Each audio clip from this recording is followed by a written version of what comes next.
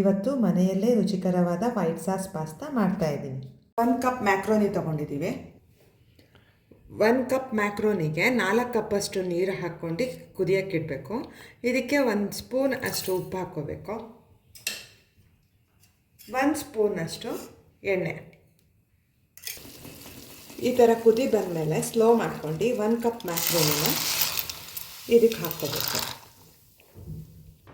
Macaroni ಬೇಯೋದ್ರೊಳಗೆ ಒಂದು ಪಾನಿಗೆ 4 spoon ಎಣ್ಣೆ ಹಾಕ್ಕೊಂಡು ಇದಕ್ಕೆ ಕ್ಯಾಪ್ಸಿಕಮ್ 1 ಕಪ್ಪು, 1 ಕ್ಯಾರೆಟ್,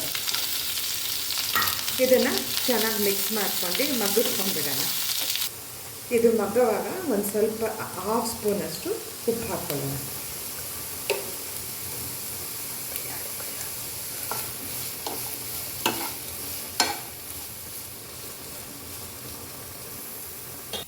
ಈಗ ಮ್ಯಾಕ್ರೋನಿ 10 ಮಿನಿಟ್ಸ್ ಬೇಯಿಸ್ಕೊಂಡಿದ್ದೀನಿ. ಈಗ ಇದನ್ನು ಡ್ರೈನ್ ಔಟ್ ಮಾಡೋಣ.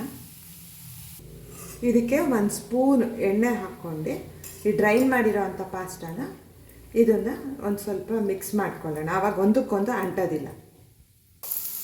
ಈಗ ಈ ವೆಜಿಟೇಬಲ್ ಮಗ್ಗಿದೆ, ಇದಕ್ಕೆ 1/2 ಸ್ಪೂನ್ ಪೆಪ್ಪರ್ ಪೌಡರ್ ಹಾಕಿ ಮಿಕ್ಸ್ ಮಾಡ್ಕೋಬೇಕು.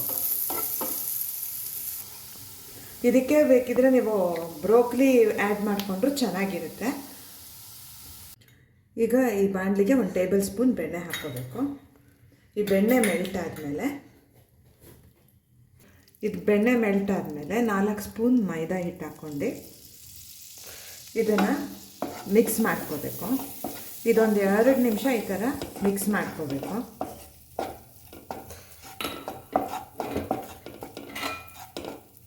ಇದು ಈ ಥರ ಕ್ರೀಮಿ ಟೆಕ್ಸ್ಚರ್ ಬಂದಮೇಲೆ ಇದಕ್ಕೆ ಹಾಲು ಆ್ಯಡ್ ಮಾಡ್ಕೊಳ್ಳೋಣ. 2 ಕಪ್ ಹಾಲು ಆ್ಯಡ್ ಮಾಡ್ಕೊತೀನಿ.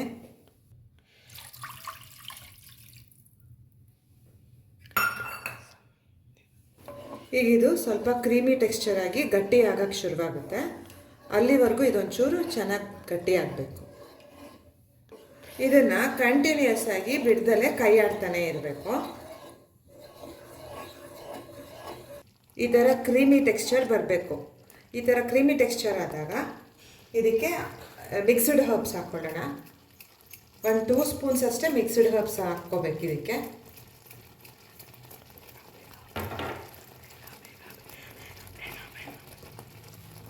ಚಿಲ್ಲಿ ಫ್ಲೇಕ್ಸ್ 1 ಸ್ಪೂನ್ ಹಾಕ್ಕೊಂಡಿದ್ದೀನಿ.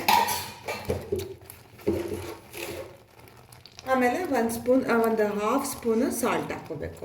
ಇದನ್ನು ಈ ಥರ ಕ್ಲೀನಾಗಿ ಮಿಕ್ಸ್ ಮಾಡ್ಕೊಂಡ್ಬಿಟ್ಟು ಈಗ ಇದಕ್ಕೆ ಮ್ಯಾಕ್ರೋನಿ ಮಿಕ್ಸ್ ಮಾಡ್ತಾಯಿದ್ದೀನಿ. ಈಗ ಮಗ್ಸಿಟ್ಕೊಂಡಿರೋ ಕ್ಯಾಪ್ಸಿಕಮ್ಮು ಕ್ಯಾರೆಟ್ನ ಹಾಕ್ಕೊಳ್ಬೇಕು.